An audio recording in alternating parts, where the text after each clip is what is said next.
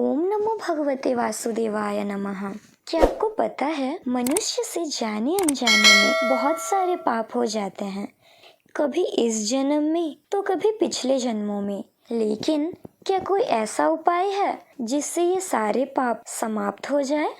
जी हाँ, भगवान विष्णु जी का एक ऐसा पवित्र व्रत है जिसका नाम पाप मोचिनी एकादशी है। आज मैं आप सभी को इसी व्रत की चमत्कारी कथा सुनाने जा रही हूँ, जिससे सुनने मात्र से सभी मनुष्य के पाप नष्ट हो जाते हैं। अर्जुन ने भगवान श्री कृष्ण से कहा, हे मधुसूदन, आपने फल्गुन मास के शुक्ल पक्ष की एकादशी अर्थात आमल की एकादशी के बारे में विस्तार पूर्वक बतलाया, तो अब मैं यह जानना चाहता हूँ कि चैत्र माह के कृष्ण पक्ष में आने वाली एकादशी का क्या नाम है तथा उसकी विधि क्या है। कृपा करके आप मेरी बढ़ती हुई जिज्ञासा को शांत करें।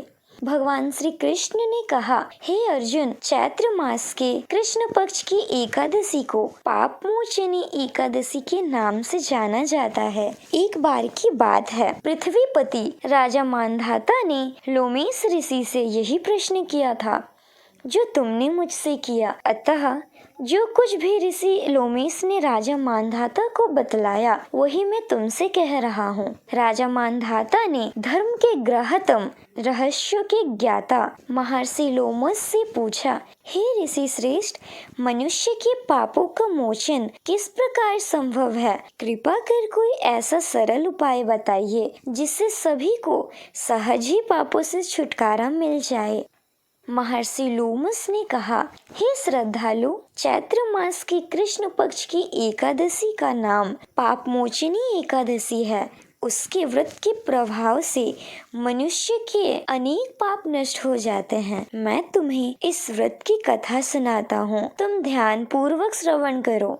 प्राचीन समय में चैत्ररथ नाम का एक वन था। उसमें अप्सराएं किन्नरों के साथ विहार किया करती थी। वहाँ सदैव वसंत का मौसम रहता था, अर्थात उस जगह सदा नाना प्रकार के पुष्प खिले रहते थे। कभी गंधर्व कन्याएं विहार किया करती थी, कभी देवेंद्र अन्य देवताओं के साथ क्रीड़ा किया करते थे। उसी वन में माधवी नाम के एक ऋषि थे जो तपस्या में लीन रहते थे। वे शिव भक्त थे। एक दिन मंजू घोषा नाम का एक अप्सरा ने उनको मोहित कर उनकी निकटता का लाभ उठाने की चेष्टा की। इसलिए वह कुछ ही दूरी पर बैठ वीणा बजाकर मधुर स्वर में गाने लगी। उसी समय शिव भक्त महर्षि मेधवी को कामदेव भी जीतने का प्रयास करने लगे। कामदेव ने उस सुंदर अप्सरा के भूह का धनुष बनाया, कटक्ष को उसकी प्रार्थना बनाई और उसके नेत्रों को मंजू घोष अप्सरा का सेनापति बनाया। इस तरह कामदेव अपने शत्रु भक्त को जीतने को तैयार हुआ।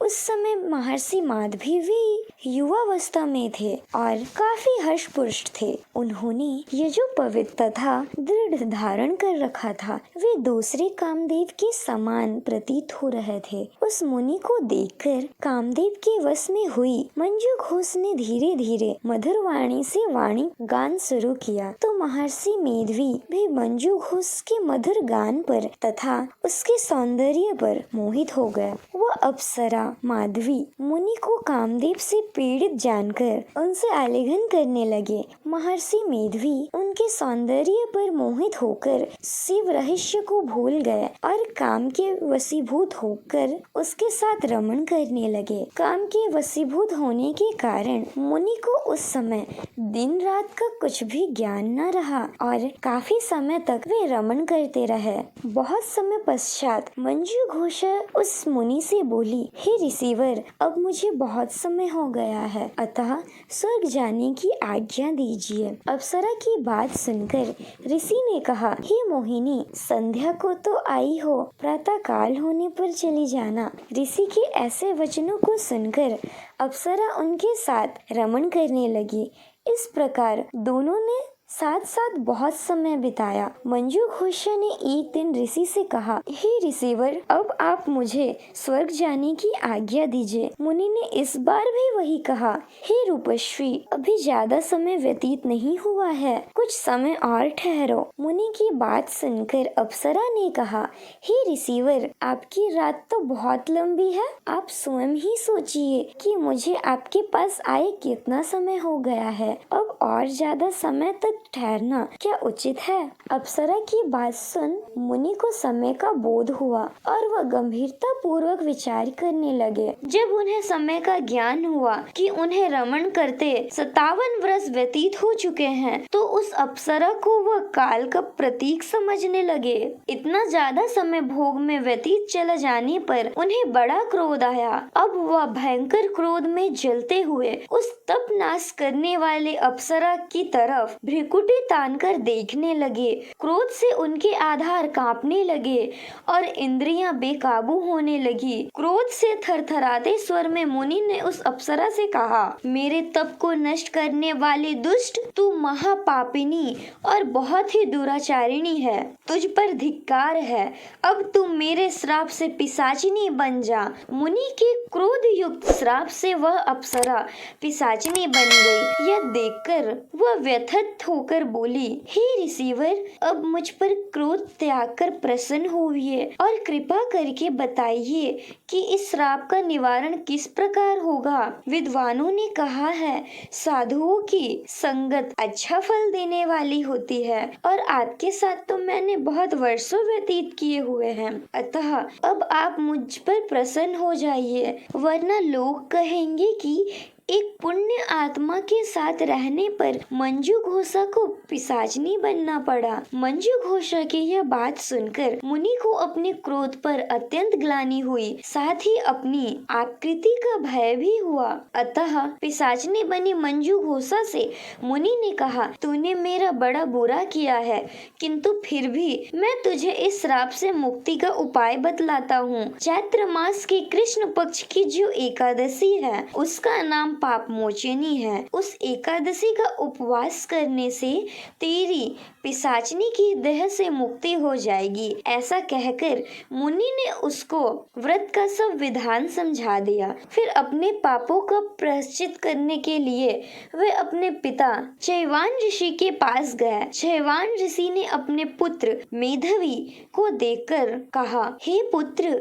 ऐसा क्या किया है तूने कि तेरी सभी तप नष्ट हो गए हैं, जिससे तुम्हारा समस्त तेज मलिन हो गया है। मेधवी मुनि ने लज्जा से अपना सिर झुकाकर कहा, पिताश्री, मैंने एक अप्सरा से रमण करके बहुत बड़ा पाप किया है।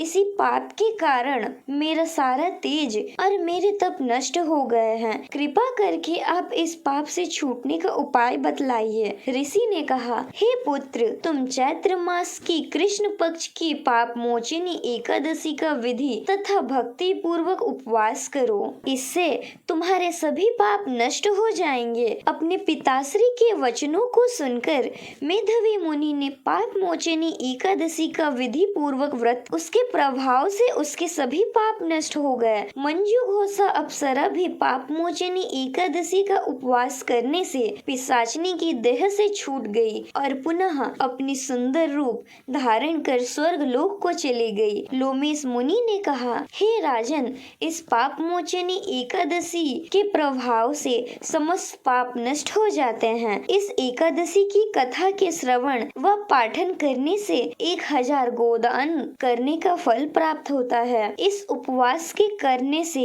ब्रह्म हत्या करने वाले, स्वर्ण चुराने वाले, मद्यपान करने वाले आदि भयंकर पाप भी नष्ट हो जाते हैं और अनंत में स्वर्ग लोक की प्राप्ति होती है। इसीलिए कहा जाता है कि जो भी श्रद्धा और भक्ति से पाप मोचनी एकादशी का व्रत करता है और भगवान विष्णु का श्रवण करता है, उसके सभी पाप नष्ट हो जाते हैं और अंत में उसे वैकुंठ धाम की प्राप्ति होती है। जय श्री हरि। तो यह थी पाप मोचनी एकादशी की व्रत कथा। अगर वीडियो पसंद आए तो चैनल को सब्सक्राइब करें, लाइक, कमेंट और शेयर जरूर करें। धन्यवाद।